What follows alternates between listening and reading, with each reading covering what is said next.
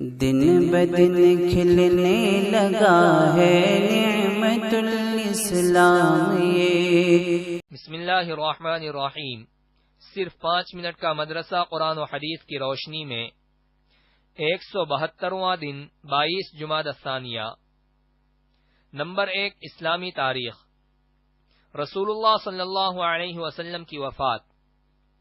ماہ ربیع الاول پیر کے دن سن 11 ہجری میں حضرت ابوبکر رضی اللہ عنہ فجر کی نماز پڑھا رہے تھے۔ حضور صلی اللہ علیہ وسلم نے حجر مبارک کا پردہ اٹھایا اور صحابہ کو اپنے پروردگار کے سامنے صف میں کھڑا دیکھ کر مسکرائے اور اللہ تعالیٰ کا شکر ادا کیا۔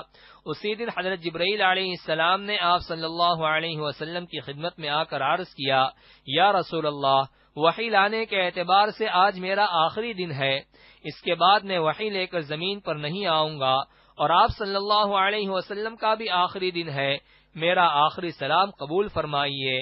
چنانچہ آپ صلی اللہ علیہ وسلم نے فرمایا، مجھ کو زندگی اور موت دونوں پیش کی گئی تو میں نے موت کو پسند کیا۔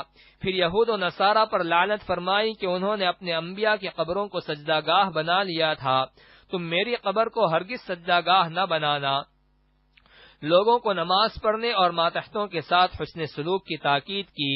پھر جو وقت گزرتا گیا آپ صلی اللہ علیہ وسلم کا مرض بڑھتا گیا۔ آپ صلی اللہ علیہ وسلم بار بار آسمان کی طرف نظر اٹھا کر فرماتے، اللہم اغفر لی وارحمنی والحقنی بالرفیق الاعلی، اے اللہ میری مغفرت فرما، مجھ پر رحم فرما اور مجھے رفیق اعلی سے ملاقات کا شرف عطا فرما۔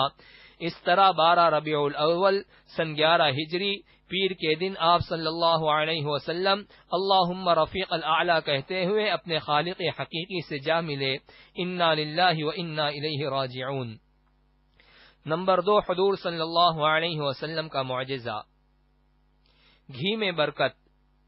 حضرت حمزہ بن عمرو اسلمی رضی اللہ عنہ فرماتے ہیں، غزوہ تبوک کے سفر میں گھی کی مشق کی ذمہ داری میری تھی۔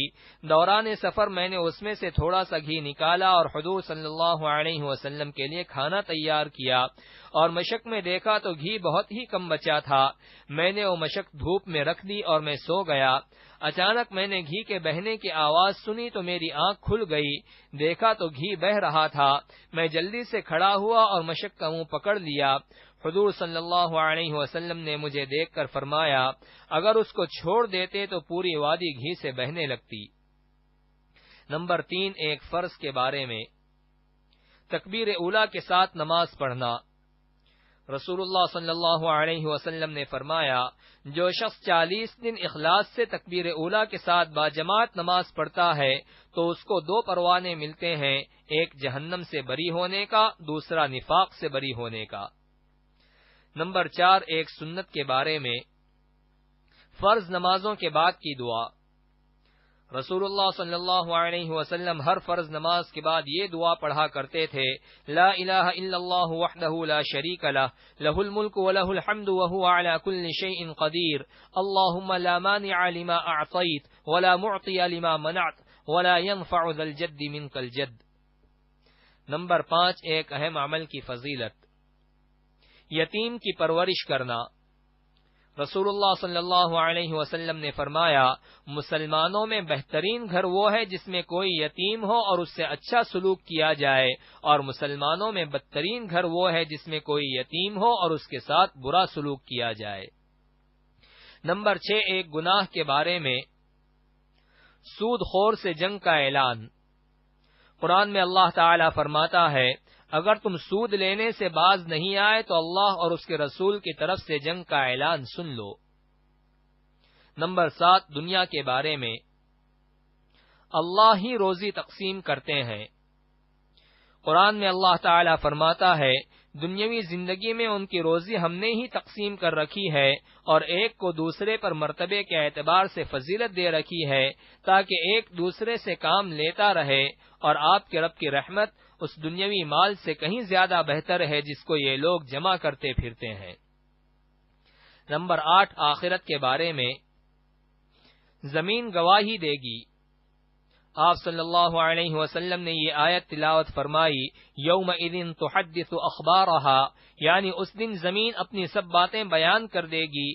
پھر ارشاد فرمایا، تم جانتے ہو زمین کیا خبریں بیان کرے گی؟ صحابہ نے عرض کیا، اللہ اور اس کے رسول خوب جانتے ہیں۔ آپ صلی اللہ علیہ وسلم نے فرمایا، اس کی خبریں یہ ہیں کہ وہ ہر مرد اور عورت کے متعلق اس عمل کی گواہی دے گی جو اس کی پیٹھ پر کیا گیا تھا۔ وہ کہے گی اس نے ایسا اور ایسا عمل فلاں فلاں دن کیا تھا۔ نمبر 9، طب نبوی سے علاج۔ ختنہ کے فوائد۔ رسول اللہ صلی اللہ علیہ وسلم نے فرمایا، 5 چیزیں فطرت میں سے ہیں، ان میں سے ایک ختنہ کرنا ہے۔ فائدہ، ختنہ کرنے سے شرمگاہ کے کینسر، ایگزیما جیسی بیماریوں سے حفاظت ہوتی ہے۔ نمبر 10، نبی صلی اللہ علیہ وسلم کی نصیحت۔ رسول اللہ صلی اللہ علیہ وسلم نے فرمایا، تم جہاں کہیں بھی رہو اللہ سے ڈرتے رہو اور برائی کو مٹانے کے لیے نیکی کر لیا کرو اور لوگوں سے اچھے اخلاق کا برتاؤ کیا کرو۔